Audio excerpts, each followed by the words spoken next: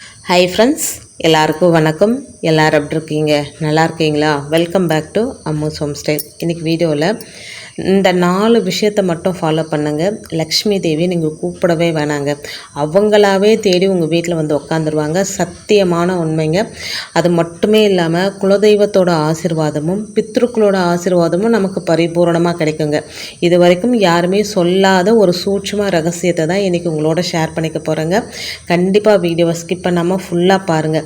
யாருக்கெல்லாம் கர்மா குறையுதோ அவங்களுக்கு தான் இந்த வீடியோவை பார்க்குற வாய்ப்பு வந்து அந்த பிரபஞ்சம் கொடுக்கும் அப்படின்னு நான் நினைக்கிறேங்க. இந்த பிரபஞ்சத்திற்கு கோடான கோடி நன்றி. ஏன்னா சொல்ல போகிற விஷயம் அந்த மாதிரிங்க. நம்ம வாழ்க்கையில் இது வரைக்கும் எந்த நல்லதுமே நடக்கலை, நான் நிறைய பூஜை பண்ணுறேன், விளக்கு ஏற்றுறேன், ஆனால் எனக்கு எந்த நல்லதுமே நடக்கலை அப்படின்றவங்க இந்த 4 சூட்சும ரகசியத்தை மட்டும் ஃபாலோ பண்ணுங்கள்.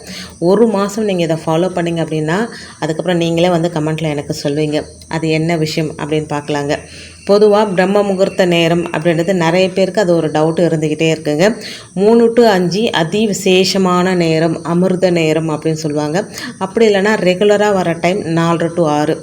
இந்த 2 டைமிங்கில் இப்போ சொல்ல போகிற இந்த விஷயத்த ஃபாலோ பண்ணணுங்க. யார் பண்ணணும் அப்படின்னா வீட்டில் இருக்கிற யாராவது, குறிப்பாக பெண்கள், வீட்டில் இருக்கிற குடும்ப தலைவிகள் இது செய்யும்போது இன்னுமே இதுக்கு பலன் அதிகம் அப்படின்னு சொல்லுவாங்க.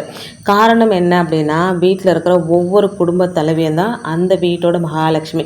எந்த வீட்டில் பெண்கள் சந்தோஷமாக இருக்கிறாங்களோ அந்த வீட்டில் எந்த குறையுமே இருக்காது அப்படின்னு சொல்லுவாங்க. ஸோ அவங்க செய்யலாம். இப்போ வீட்டில் நிறைய பேர் தூங்கிட்டு இருக்கிறாங்க, ஒருத்தர் எழுந்து செய்யலாமன்னா தாராளமாக செய்யலாங்க. இப்போ இருக்கிற சூழ்நிலை அந்த மாதிரி, எல்லாருமே வேலைக்கு போகிறாங்க, நைட் ஷிஃப்ட்டு போகிறாங்க, ஷிஃப்ட்டு கணக்கில் போகிறாங்க. அந்த மாதிரி இருக்கும்போது வீட்டில் யாராவது ஒருத்தர் எழுந்து இந்த விஷயத்தை செய்ய அதி விசேஷங்க. அதெல்லாம் முதல் விஷயம் என்ன அப்படின்னா, நாம் எந்திரிச்சதும் முதல்ல வந்து ப்ரஷ் பண்ணிவிட்டு அதுக்கப்புறம் வாசல் தெளித்து கோலப்படும். இது வந்து ரெகுலர். இதில் ஒரு சூட்சமம் இருக்குங்க. நம்ம எப்போவுமே நம்ம சமையல் அறையில் ஒரு நிறக்குடம் இருக்கணும் அப்படின்றது எல்லாருக்குமே தெரிஞ்ச விஷயந்தான். ஆனால் ஒரு சிலர் வீட்டில் நான் பார்த்துருக்குறேன், குடமே வைக்கிறது கிடையாதுங்க. ஆர்வோ போட்டிருக்கிறாங்க, ஆர்வோவோடு அப்படியே விட்டுடுறாங்க. அந்த ஆர்வோலே பிடிச்சி தண்ணி சமைக்கிறது குடிக்கிறதுக்கு அப்படியே பயன்படுத்திக்கிறாங்க. தயவு செஞ்சு சொல்கிறேன், இது என்னோடய ஹம்பிள் ரெக்வஸ்ட்டுங்க. ஒரு சின்ன குடத்துலையாவது தண்ணி பிடிச்சி வைக்கணுங்க. யார் வீட்டிலலாம் நிறகுடம் நிறைஞ்சு இருக்குதோ அந்த வீட்டில் குலதெய்வத்தோட ஆசீர்வாதமும் அதே போல் வந்து பித்ருக்களோட ஆசீர்வாதமும் மகாலட்சுமி தாயாரோட ஆசீர்வாதமும் கிடைக்குங்க.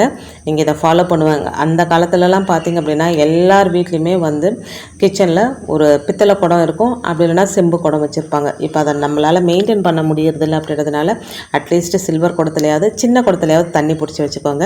இப்போ சொல்ல போகிற விஷயம் என்னென்னா, அந்த குடத்துலேருந்து ஒரு சொம்பு தண்ணி, நம்ம குடிக்கிறதுக்கு ஒரு சொம்பு வச்சுருப்போம் பார்த்தீங்களா, அந்த சொம்பு தண்ணி எடுத்துக்கோங்க.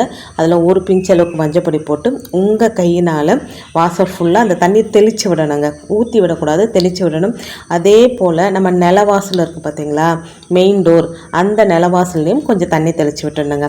இது வந்து ஃபஸ்ட்டு விஷயம். 2வது விஷயம் என்ன அப்படின்னா, கோலம் போடுறதுங்க. நிறைய பேருக்கு இப்போ கோலம் போடவே தெரில, ஸ்டிக்கர் வாங்கி ஒட்டிடுறாங்க. அந்த மாதிரி இல்லாமல் சின்னதாக ஒரு கோலம் போட்டால் கூட போதுங்க. அழகாக ஒரு ஸ்டார் மாதிரி போட்டுடணுங்க. இது வந்து 2வது விஷயம். இது அரிசி மாவில் போடலாமா, கோல மாவில் போடலாமா அப்படின்னு நிறைய பேர் கேட்குறீங்க. உங்களுடைய விருப்பம். அரிசி மாவில் போட்டால் ரொம்ப நல்லது. இப்போ நீங்கள் ரேஷன் பச்சரிசி வாங்குறீங்க அப்படின்னா மிஷினில் கொடுத்தீங்கன்னா கோல மாவுக்கு அரைச்சி கொடுங்கன்னா நல்லா குறப்பாக அரைச்சி கொடுக்குறாங்க. நான் அதை தாங்க யூஸ் பண்ணிக்கிறேன். அதில் கோலம் போடுறது 2வது விஷயம். கண்டிப்பாக தினமுமே ஃப்ரெஷ்ஷாக கோலம் போடணுங்க. இது 2வது விஷயம். 3வது விஷயம் என்ன அப்படின்னா, நிலவாசலில் தினமுமே 2 தீபம் ஏற்றணுங்க. காரணம் என்ன அப்படின்னா, தீபத்திற்கும் லக்ஷ்மி தேவிக்கும் ஒரு தொடர்பு இருக்குங்க. யார் வீட்டிலலாம் அதிகாலையில் தீபம் எரியுதோ, வாசல் தெளித்து கோலம் போட்டுட்டு நிலவாசலில் தீபம் எரியுதோ அவங்க வீட்டுக்கு லக்ஷ்மி தேவி நீங்கள் கூப்பிடணும் அப்படின்ற அவசியமே கிடையாதுங்க. அவங்களே வந்து உட்காந்துருவாங்க. நீங்கள் வேணாம் வெளியே போன்னு சொன்னால் கூட போக மாட்டாங்க. அப்படியான ஒரு சூட்சமான நேரம் தான் அந்த நேரம். ஸோ நிலவாசலில் 2 தீபம் ஏற்றிடுங்க, பூஜை அறையில் தீபம் ஏற்றிடுங்க. பொதுவாகவே வந்து நிலவாசலில் தீபம் ஏற்றிட்டு நிலவாசலில் இருக்கிற அதிதேவதைகள், குலதெய்வம் இவங்களெல்லாம் வழிபாடு செஞ்சுட்டு அவங்க அனுமதியோடு பூஜை அறையில் போய்ட்டு தீபம் ஏற்றும் போது அதுக்கு பலன் அதிகமாக கிடைக்குங்க. நிறைய பேர் என்ன பண்ணுறாங்க, பூஜை அறையை மட்டும் நல்லா சுத்தமாக வச்சுக்கிறாங்க, நிலவாசல் அந்தளவுக்கு சுத்தமாக வச்சுக்கிறது இல்லை. நிலவாசலுக்கு எதிரில் கிழிஞ்ச மேட்டு போட்டு வைக்கிறது, செருப்பு போட்டு வைக்கிறது, தேவையில்லாத பொருட்களெல்லாம் போட்டு வைக்கிறது, அந்த மாதிரிலாம் நிறைய வீட்டில் பார்த்துருக்குறேங்க. பூஜை அறை எந்த அளவுக்கு சுத்தமாக இருக்குது ஆகுதோ அதே போல் நிலவாசலையும் சுத்தமாக வச்சு தினமுமே தீபம் ஏற்றிட்டு வரும்போது வாழ்க்கை கொஞ்சம் கொஞ்சமாக படிப்படியாக வந்து மேலே எழும்புங்க. இதில் எந்த வித மாற்று கருத்துமே கிடையாது. இது 3வது விஷயம். 4வது விஷயம் ரொம்ப ரொம்ப முக்கியமான விஷயங்க. ஆனால் ரொம்ப சிம்பிளான விஷயந்தான். தினமுமே ஒரு சொம்பில் தண்ணி நிலவாசலில் நம்ம வச்சிடணுங்க. அது வந்து உங்கள் பித்தளை சொம்பாக இருக்கலாம், இல்லை சில்வர் சொம்பாக இருக்கலாம். பிளாஸ்டிக்கை தவிர்த்துருங்க. இல்லை கண்ணாடியில் கூட வச்சிடலாங்க.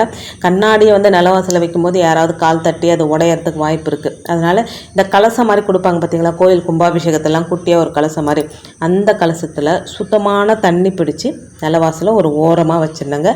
தினமுமே அந்த தண்ணியை மாற்றணும். அவ்வளோதான். நீங்கள் வேறு எதுவுமே செய்யணுன்ற அவசியம் கிடையாதுங்க. இப்போ எப்படி நம்ம பூஜை அறையில் பஞ்ச பாத்திரத்தில் தண்ணி வச்சு தினமுமே மாற்றணுமோ அதே போல் நம்மளுடைய நிலவாசலையும் ஒரு நிறக்குடம் அப்படின்னு சொல்லலாம். அதை வந்து நிலவாசலில் வச்சிடணுங்க. தினமுமே அந்த தண்ணி புதுசாக மாற்றிக்கிட்டே வரணும். இந்த 4 விஷயத்தை மட்டும் நீங்கள் ஃபாலோ பண்ணிக்கிட்டே வாங்க. சத்தியமாக சொல்கிறேங்க, உங்கள் வாழ்க்கையில் எப்போவுமே ஏறுமுகந்தாங்க. நீங்கள் வந்து அதுலேருந்து இறங்கி வரவே மாட்டீங்க. ஒரு நாள் செஞ்சுட்டு 2 நாள் செஞ்சுட்டு எனக்கு பலன் கிடைக்கல அப்படின்னு தயவு செஞ்சு யாரும் சொல்லாதீங்க. ரெகுலராக செய்யுங்க. ரெகுலராக 1 மாதம் வரைக்கும். ஏன்னா எப்போவுமே ஒரு கணக்கு வச்சுக்கணும். அப்படின்னா தான் நமக்கும் வந்து செய்யறதுக்கு ஒரு இன்ட்ரெஸ்ட் வரும்.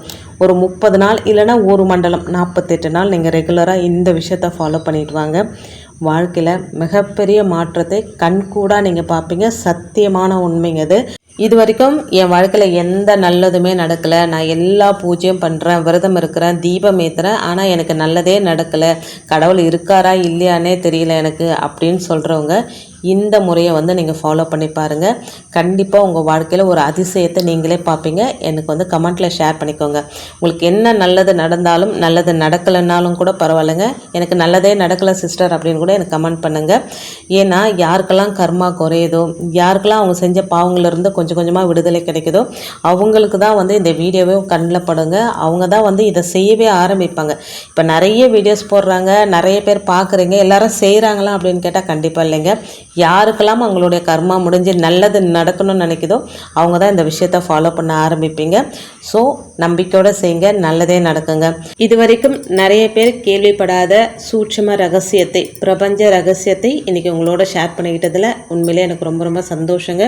வீடியோவில் நான் சொன்ன விஷயங்கள்லாம் உங்களுக்கு பிடிச்சிருந்தது அப்படின்னா ப்ளீஸ் சேனலுக்கு சப்ஸ்கிரைப் பண்ணி சப்போர்ட் பண்ணுங்கள். கண்டிப்பாக இந்த வீடியோவை உங்கள் ஃப்ரெண்ட்ஸ் அண்ட் ஃபேமிலிக்கும் ஷேர் பண்ணி விடுங்க.